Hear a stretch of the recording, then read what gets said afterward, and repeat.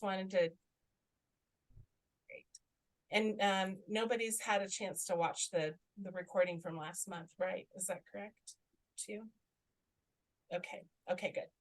So a personal network is basically a group of people that are intentionally interested in lending their time, energy, and dreaming ability to a person and their family, a center person and their family, to see if you can support them with achieving the dreams and the goals that they have for going forward in life.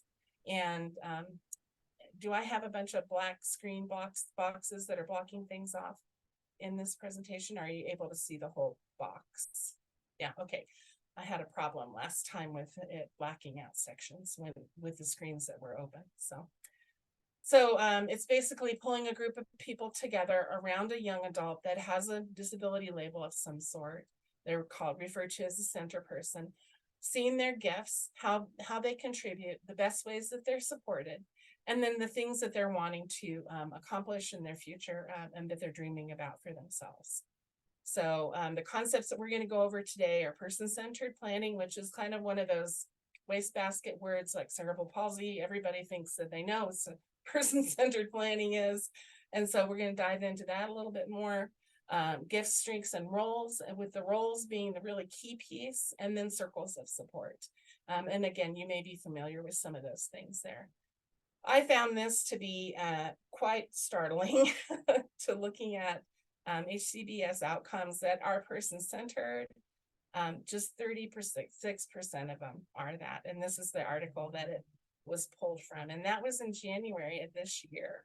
So that's kind of like a sad commentary on how we're doing things in the world. I can send you the link for this video, but person-centered basically means that the focus is on the person, not the systems. And it's discovering new ways to think about the future that don't rely strictly on paid supports and services. We're looking at ways that we can utilize or leverage paid supports and services to accomplish what the person wants to do at the center. So saying we don't have funding for it, we've never done it that way, we can't pay for that, those are not things that are part of person-centered, which I'm sure you guys all know. And this video is from Beth Mount. How many of you are familiar with Beth Mount and some of her teachings back east? Okay, I'll make sure we get that video sent off to you. So here's kind of a summary of what the difference is between the two. Systems focus on the label, person-centered obviously focuses on the person. Systems really, you have to be eligible, so you have to really identify those deficits and needs, whereas person-centered is really looking at those capacities and gifts. Systems look at the testing. Person-centered looks at the people that are around and available to that center person. Systems depends on professionals. And then I love this folklore for person-centered. We're going to describe what that means in a little bit, but basically it's really what they really know about that person, the essence of who they are. Systems is, written reports, and person-centered sees people in the context of their community versus in the context of human service systems. And the systems distances people by emphasizing differences, and person-centered really brings people together, okay, by common experiences. So strengths, gifts, and talents, as well as interests, lead to social roles and community connections. So the things that we love to do and are good at define how we see ourselves, right? If you think back in your life, people might have told you, you're such a good listener, or you're such a blah, blah, blah, whatever, fill in the blank. That helps you identify and develop your sense of identity and who you are as a person. Whereas a young adult that's struggling with a disability label is always told what it is that they're falling short on. So once we know who we are, we know where to go. Because a lot of times when we think about person-centered planning or personal networks, what happens is people say, well, I don't have any friends, and the only places I go to are paid support programs, right? So how do we get out of that loop And it's really knowing what you love doing. So if you love drawing and coloring, that's an identity that you can develop. And again, this is a link from Partners for Planning up in Network up in Canada that has a beautiful interview with Janet Cleese, who talks about how knowing what you love to do and what you're good at leads to identity. It's well worth probably the 45 minutes that it takes to watch.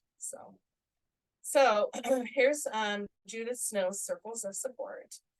This red circle is our circle of intimacy, the people that are intimately involved in your life. The yellow line is the circle of friendship. These are friends, obviously. It's not rocket science. And then the circle of participation is the green line. It's just the third circle out. Those are the places that you go to regularly, but more important, it's the people in those places that we're looking at. And then the last circle is the circle of exchange. So when Judith Snow first developed it, she said that when there's a person with a disability here in the center, they're lucky if they have one or two people and one or two places that they're going to regularly. And they have 15 to 25 people out here on this circle of exchange. So that leads to a lot of confusion over roles. And your speech therapist is also your best friend. And then when insurance runs out, you lose your best friend and your speech therapist, right? So what was striking for me was learning that the most important circle is not what I thought, which was circle of intimacy. As a parent, I'm concerned because these two dots are going to go away, right? But it's the circle of participation, because it's by going to the places that we love to go, doing the things that we love to do, that we meet people who like those same things, who can then move into our circle of friendship, and eventually some of them can move into our circle of intimacy. And I remember when I first heard this concept, the speaker asked, where did you meet your significant other, or your partner or your best friend? And, it was a variety of places, but the two top places were work and school. And how many students, are allowed after graduating or completing high school are working and are going to secondary education, right? It's pitiful, the numbers, right? So Personal Networks really tries to address this diagram specifically by beefing up or identifying ways to participate in the community at large, not in a specialized program with special people doing special things that are segregated and away from the general community, but really looking at what does Mary love to do, and where is it that other people who love to draw go within our community. So our gifts and strengths, like Mary's drawing, would lead to a role or identity. So Mary sees herself as an artist, not as a person who just likes to color and draw, which then leads to leads to places to go in the community. So where do other artists go in my community? Well, they shop at Jerry's Art Aroma. They don't go to Walmart on Wednesdays for $5 with a group of 5 other people who have $5 to spend on art supplies. They shop there. And it may not be that Mary ever buys anything when she's at Jerry's Art Aroma, but she's in the building where other artists are. So she's bumping into them, they're seeing her, and has an opportunity to get to know people who are in that setting. She also knows which coffee shops in town put up local artists' work, right? And so she knows who she could contact to put her drawings up at. She also knows that there's an art walk on the first Friday of every month. And so she may go do that art walk and get a group of people together with her to do that as well. So that leads to community participation, which leads to relationships and friendships. So what I wanted to have you do is how does PTI, implement personal networks with limited staffing? And this is kind of where we were last time. We talked about going ahead, and I can send these out as well, doing these exercises that we have people in our project do, which is looking at their gifts and strengths. And the gifts of let's see if I can switch to the screen. Are you seeing the document now, or are you seeing a different? Okay. Gifts are a really concrete way of looking at things that you know a lot about, things that you feel passionate about, things you like to do with your hands, and then things that are important about you from your history. So head, heart, hands, history. I love the HHH, right? These are some concrete ways to think about giftedness and help to bring that down beyond and past, gosh, Robin, you've got a great personality. Leah, your smile is so engaging. And Rosa, you're always so happy. Those are not skills we can put down and really work with extensively. But if we know that you love to draw, or that you have an affinity for horses, or that you have a recollection of baseball statistics that is kind of unusual and unique, those help to lead to identity. And gifts and strengths. So do that, document yourself. And then also look here at the social roles. And this is something that was created by Wolf Wolfsenberg. We've got these social role valorization. I don't know if you guys have heard of that, but it's something he did a lot of research on back in 1970. And we start looking at roles within relationships. I'm a sister. I'm an aunt. I'm a comedian.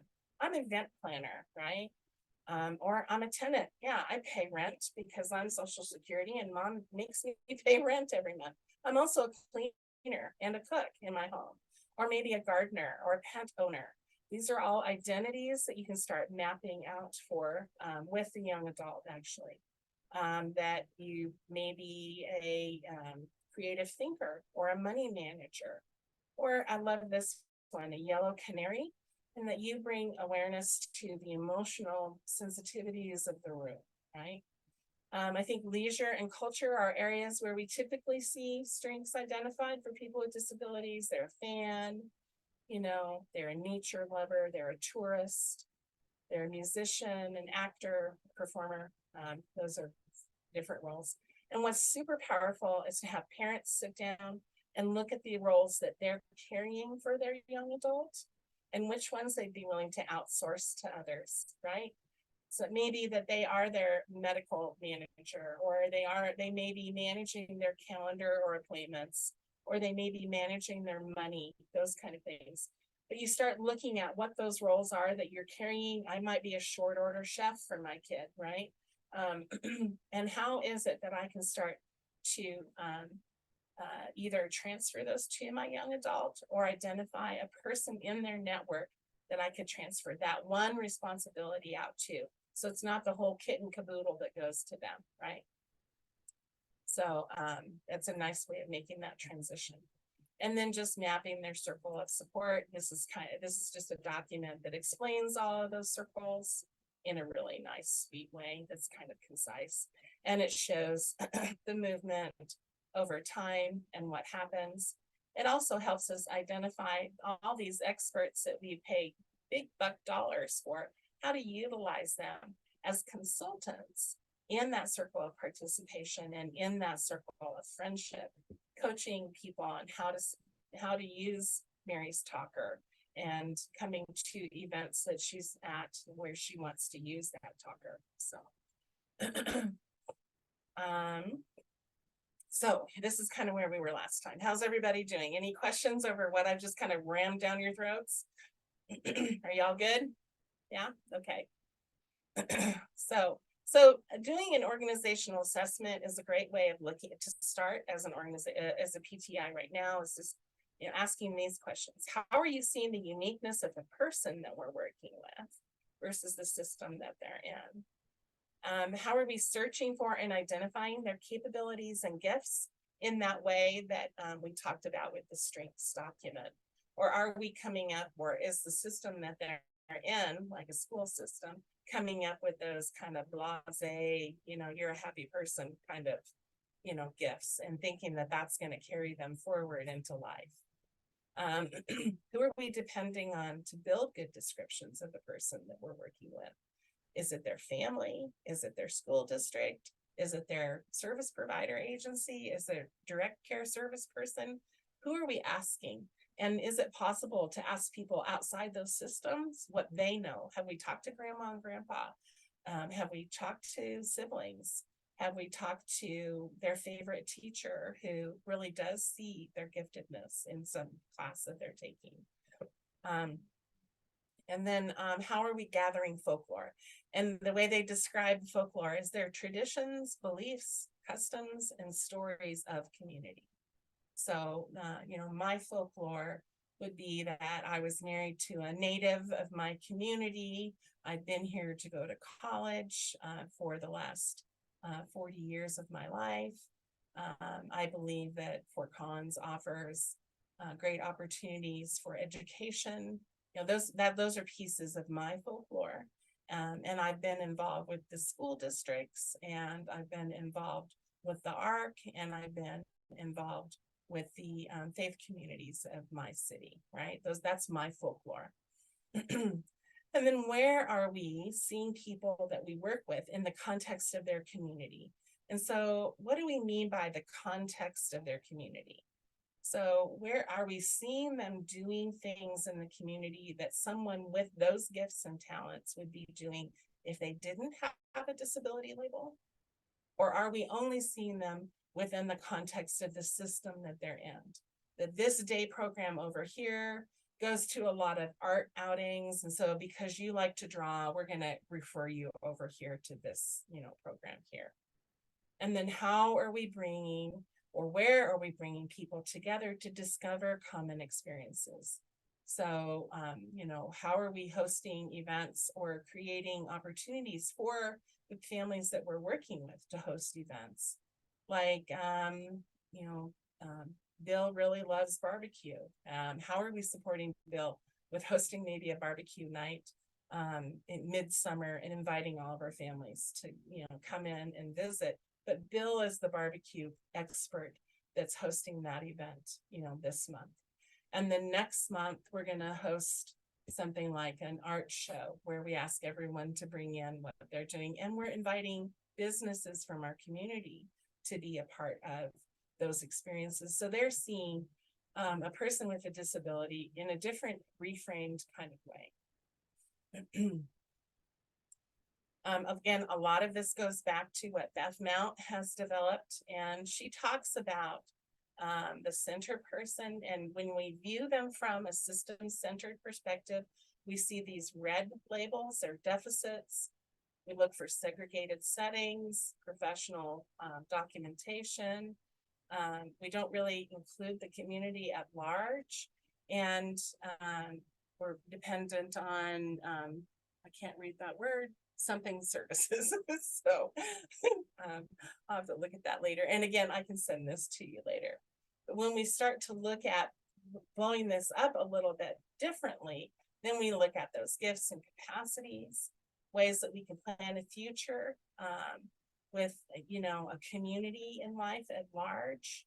And then we're looking for support that's personal, and then they're having decisions about their own life and what they're doing, instead of being told, well, it's Tuesday, so you're going bowling, right? Even though you don't like bowling, or it's Thursday, we're going to the library. We know you don't read, but we're still going to the library, right? We're building community and accepting relationships with system partners as well. We're expanding their capacity to understand what people with disabilities can do. We're increasing community capacity, and then we're adapting and changing those services. So we're available to those service provider agencies to say, what are some ways that you can make what you're doing more person-centered, and walking them through that process and coaching them through that process. So, and then, we do this by finding it, I guess it's all right here, what I just said. So how do you do this? It seems like a big undertaking to take as an organization. And I love the path planning process. Are any of you guys familiar with paths?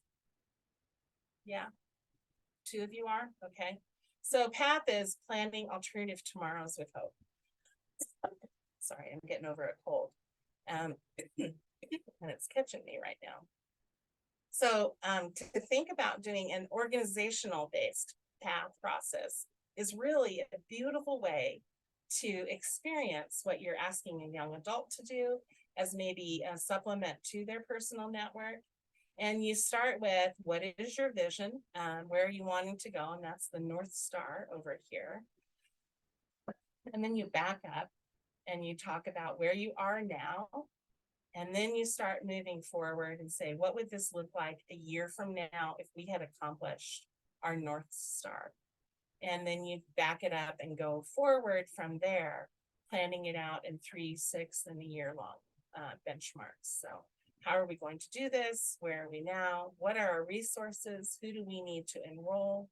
And then what are our steps for the next 6, 3, and 1 month? So it's a real concrete way to get everybody on board, a common vision established for your organization, and get energy and creativity and input put into creating this kind of shift in mentality with your staff going forward.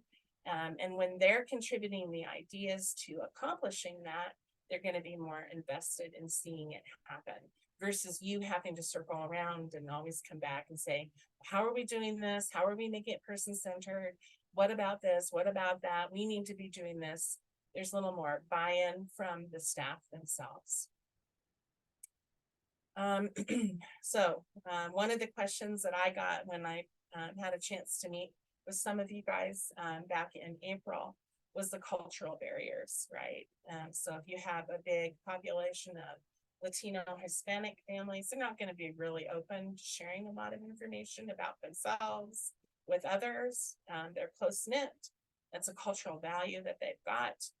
We saw the same thing with the Hmong families up in Washington.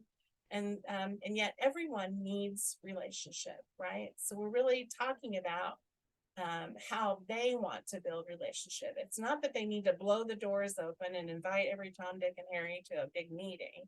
It's that they really need to look at who are we already connected with and how are we sharing our journey with the people that we love and trust.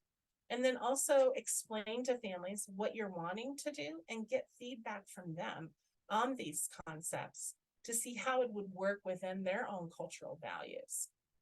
Getting feedback from, having like an input meeting or just, hosting a night where you can say, this is what we're wanting to do. What do you guys think? How would this work within your cultural dynamics of your family and your traditions? So the other barriers that we encountered in our project this last year was just the post-pandemic overload. So a lot of people were saying, I just don't have the time. I just don't have the time because, we've gone from everything being shut down to everything being overbooked. And so those were some of the barriers that we ran into this year. And what we're doing as a result of that is we're looking at different modalities for offering the training that we're going to be offering next year, looking at more of an on-demand online, and then offering more in-person connection times to process the content that they're encountering on those on-demand trainings.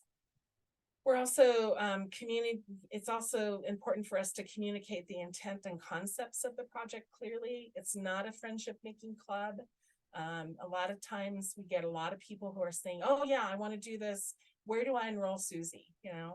This is something that's boots on the ground for families and the young adults to do in partnership with each other, with the young adult leading the process and kind of determining the direction of where they go next.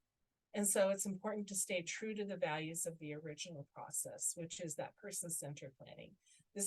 We're not pulling a gathering together to learn about resources in the community and what other programs Susie can get involved in. We're really looking at ways that she can build relationships with people who are doing the things that she enjoys doing, that identify in a roles capacity the same way that she does. So here's some of the feedback that we got from young adults about the project last year. And that was, my parents have changed. They're more on board and helping me do things rather than telling me to do things or else. What can I do right now? What I can do right now is okay. I don't feel pressured and I can be who I am. And I am a self-advocate. So to have a young adult say that was just really great. And then one of the young men also said, I don't see my weaknesses as weaknesses. I see them as opportunities. So it's really been and that's been true for this year too. Each one of the young adults we've had enrolled in the project has come to a new understanding about their own capabilities and their own strengths and their own unique giftedness in a way that they had not been told before. Parents are understanding. We now understand our daughter's gift of presence. We never would have arrived at that without the project. So instead of having that benchmark of you need to achieve and accomplish and go and do and blah, blah, blah, blah, they're recognizing that when she's in the room, she creates a presence that changes the direction of where things go when she's there. And that is a gift and a talent that she brings to their family and the people that she's around. She helps people slow down. She helps people take a moment to really lean in and listen. So those kind of gifts and strengths are also identified. We had another participant say, this allowed my wife and me to have important conversations about what we want and what we haven't considered before.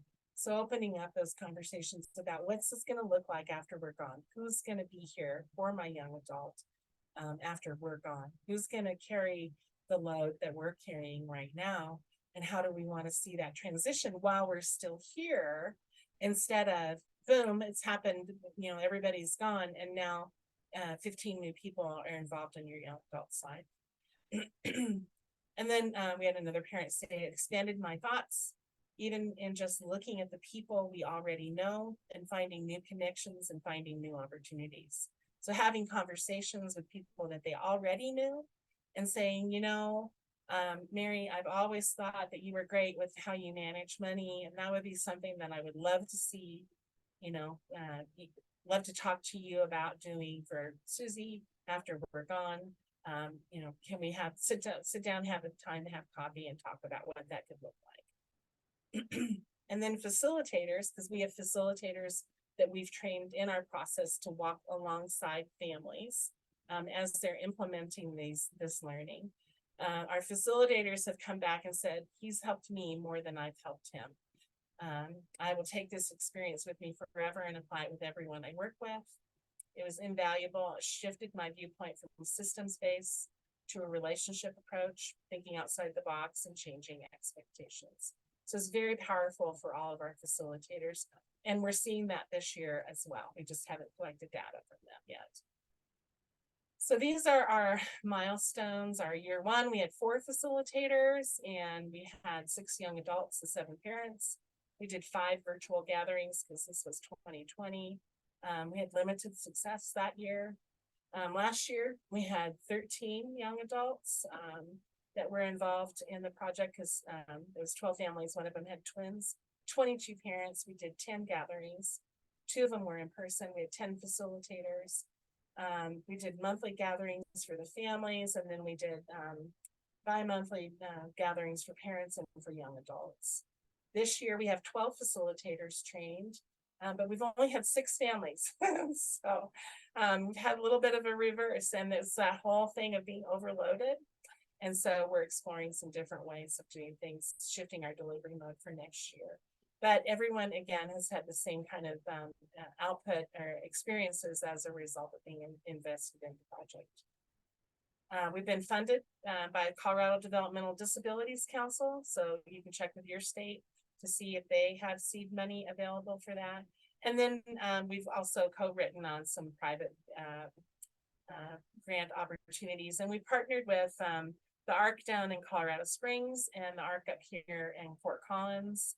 And that's been just really dynamic. It's really helped us to establish more integrated supports for families that we're commonly working with and not duplicating services and offerings that we're all trying to work towards. So look for your Developmental Disabilities Council allies in your community that embrace and support these values. And then us, reaching out to us is not a problem. We would love to be a resource for you. I know that Exceptional Parents Unlimited did a training with Pete many years ago. Got a little bit of a typo there, but we've always enjoyed working with them as well. And then here's my contact information for you can reach out to me if you have any additional questions. So, all right, so that was like a blast. Where I just sent you through at all. So I'm going to stop sharing. Any questions, thoughts, feedback, pushback, like yeah buts that you would love to ask me about it? Because this is the time to do it. Sami, I have a couple of questions, if you don't mind. This is Robin from Nevada. I'm trying to understand this a little bit more. Is there any other agency within the state of Colorado that does personal centered planning? I mean, do your developmental disability agency do, or your VR? They would say that they do person-centered planning and they're moving the needle in that direction, right? But a lot of what they offer are a lot of systems-based supports, you know, so. Right, and it doesn't become very individualized, right? Is that the problem too? Right. Yeah. Okay. Right. It's All usually right. mass management, right? And pathically, you know, a lot of tracking and different things like that. So yeah. So we Not have to, centered planning, but there mhm. is nobody else who's doing the development of personal networks, which is what our Oh, really? That's what. that's the distinction. So right? that's where I may need to move in with my own daughter. I'm thinking, you know how we're all thinking about our own kids. You know, Yeah. how does this relate to Right. it? So that's what I kind of want to understand, because that's been the challenge that I've seen in Nevada, is that we have people that might put that at the top of the form, but Mhm. it really isn't done with much fidelity, Right. or you know, Right. basically what best practice says. And so it's hard to push back. And so my question is also, like, if a family comes to you and they have these, say, 2-person-centered plans from Mhm. different agencies, Mhm. do you do you just start from scratch, or do you coordinate using the information that's in there? Nope. Or You start from scratch. yeah, yeah. The facilitator will find out what the young adult is currently engaged in, right? Mhm. Right. So when they're going through and doing that circles of support, Mhm. out there on that circle of participation, they'll find out Mhm. they're going to this day program and they go to the Special Olympics that, and they go to the monthly disabled dance on Fridays, you know, whatever. So they'll find those places and then they'll follow through and say, who do you know there?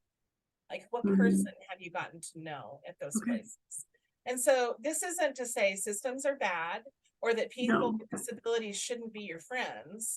It's to say that you shouldn't be living only in system-based programs, Right. only with people who have disabilities, right? Right. Because you're both in the same boat with the same barriers to Mhm. society. So you're not ever going to get outside that boat if you don't have friends who don't have disabilities as a part of your life, right? I Because agree. your social capital is severely impacted when you're only with the same kind.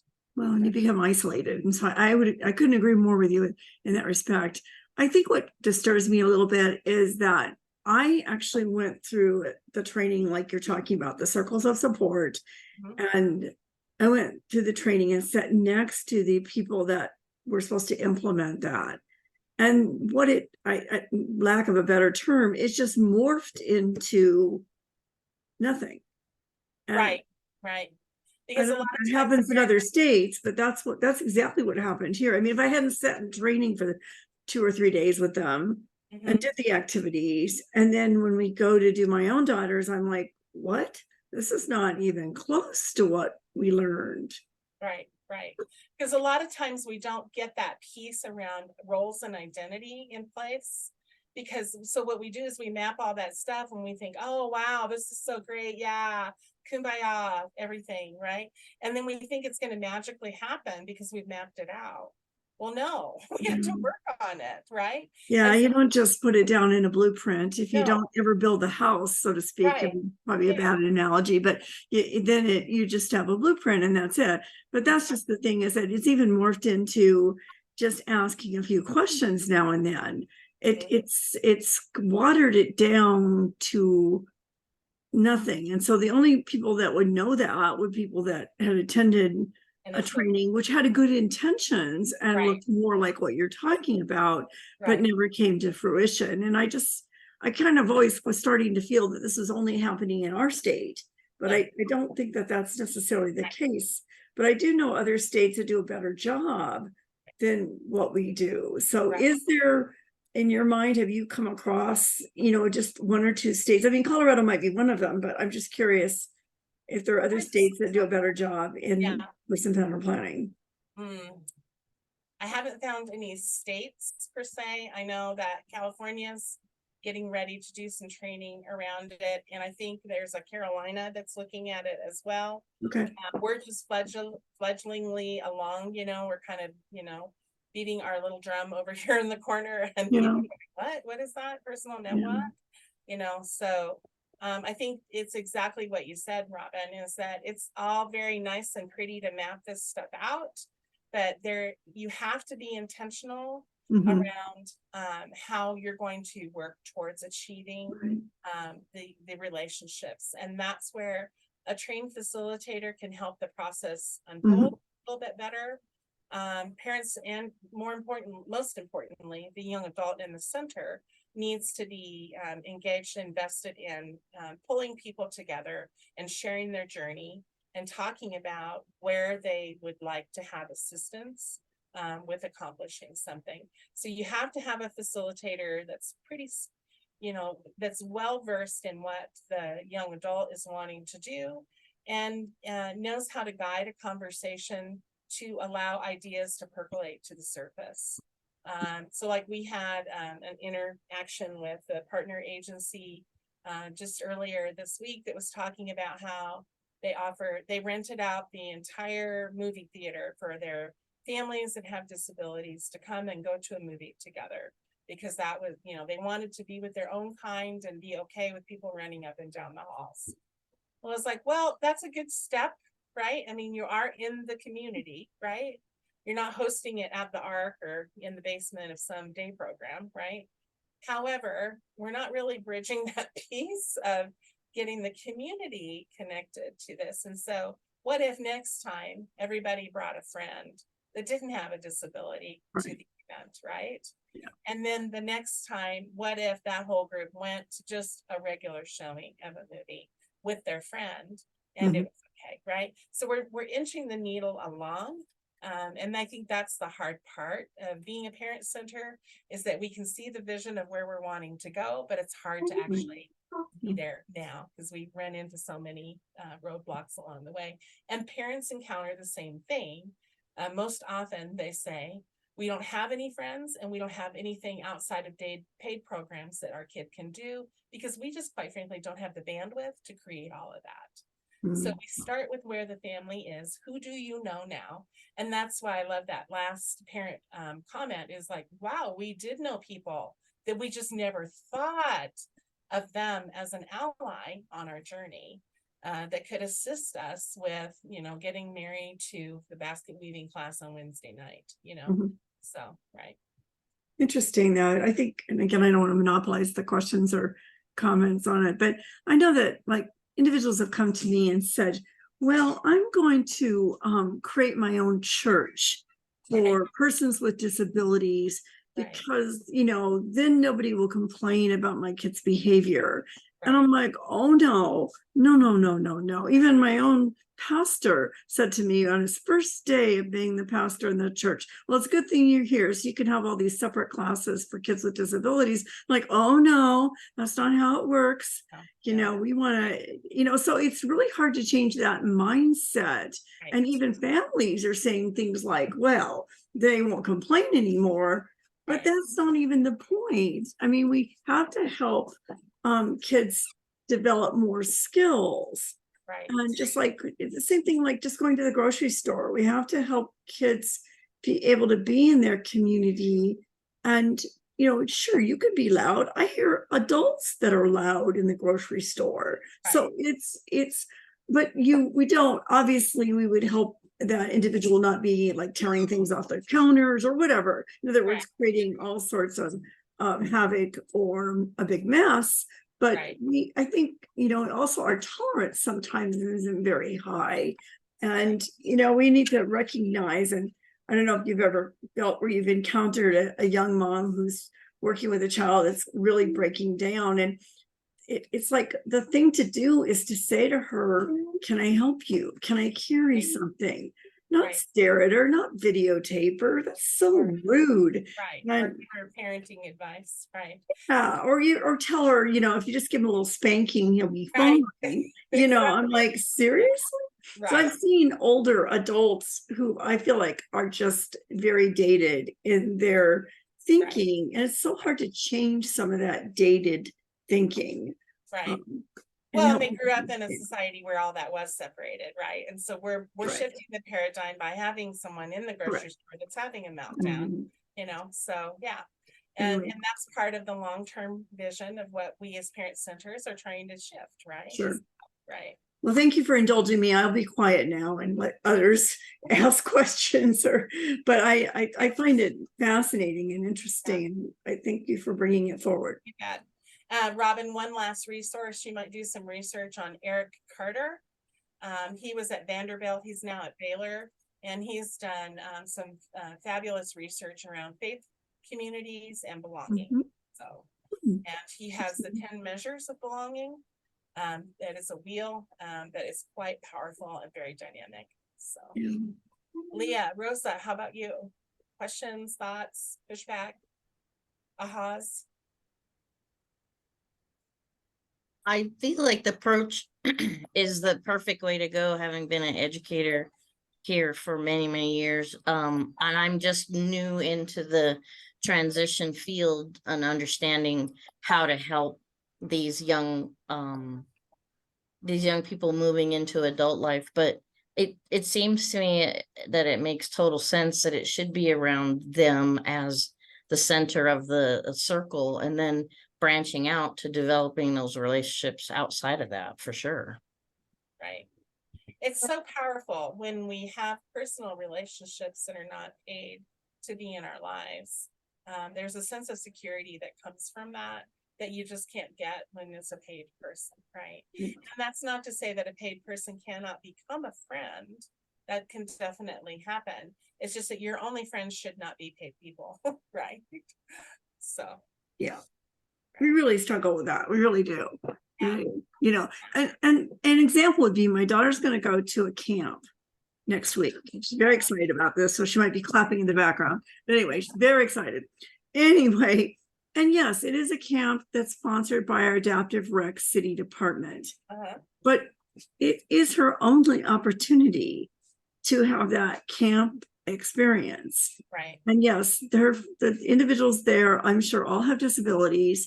There's no question in my mind. So you kind of almost sometimes I feel guilty. I feel like, well, wait a minute, but where am I going to find an adult integrated camp Right. Right. for someone who is 30 years old to Right. go to? I mean, Right. it doesn't exist. I mean, it probably does if I was highly wealthy. Maybe I could send Well, you had a something. ton of time to research it, right? Yeah. Well, I mean, it just really, I know that I was 30, nobody offered me any camps to go to that I could do. I mean, the closest thing Right. we come to that is maybe like, I don't know, where you see those sports experiences that people get to have for a weekend. But I still feel like that there's skill building occurs in those settings. They still It have to. naturally does. Yeah, it naturally happens, but that's not really the goal of those kind of events. And I think, if we think about our own development, our parents didn't send us to camp to develop skills, right? So they sent us to camp to get us out of their hair, right? They did, but I think that maybe, I mean, my own experience with camp was not good, but I think they thought maybe I needed to work on separation anxiety, Right. Yeah. Yeah. And it happens naturally in environments where, mom isn't there. Yeah, because you're called upon in a different way and you're seen as having capacity that maybe isn't always automatic when you're around mom, because with mom it's programmed, it's that's my biggest struggle, is shutting it down, the auto response, right? Right. Kind of like autocorrect, and I keep trying to change the word to something that was never being said, right? So yeah.